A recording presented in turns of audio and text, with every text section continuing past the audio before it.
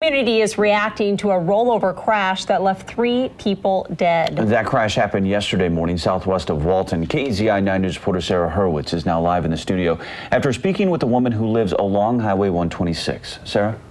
Yeah, guys, the crash certainly has the Walton and the Veneta communities talking, but for one woman who lives along Highway 126, she says that the sound of the sirens was all too familiar as Highway 126 and surrounding highways have proven to be dangerous and deadly.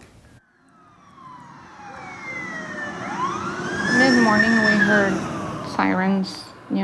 Emergency vehicles go by. A Wednesday morning starts in similar fashion to how it did on Tuesday. As the lights and sirens sped past her home on Highway 126, Walton resident Jean Kennedy couldn't have imagined the outcome. Oregon State Police say a logging pickup was driving on a BLM road Tuesday morning near Siuslaw River Road when it went off the road and rolled 300 feet down this embankment. 36-year-old Alejandro Cambray of Eugene and 2 passengers, 26-year-old Ruben Benito of Springfield and 41-year-old Bradley Yonker of Springfield died in the crash. It was awful to think, something that terrible happened that close, and you just don't even know.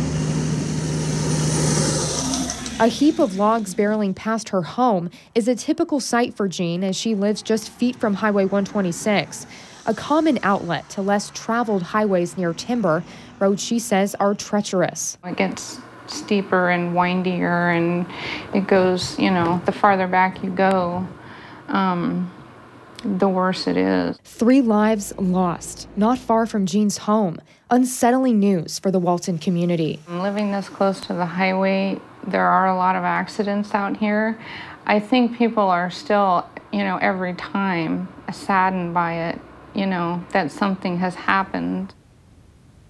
And OSP says that the 3 were on their way to work. They worked for Kelly Brothers Incorporated, a Veneta-based logging company. The 2 other survivors were able to walk up the road and get help, and they suffered minor injuries. Live in the studio, Sarah Hurwitz, KZI 9 News.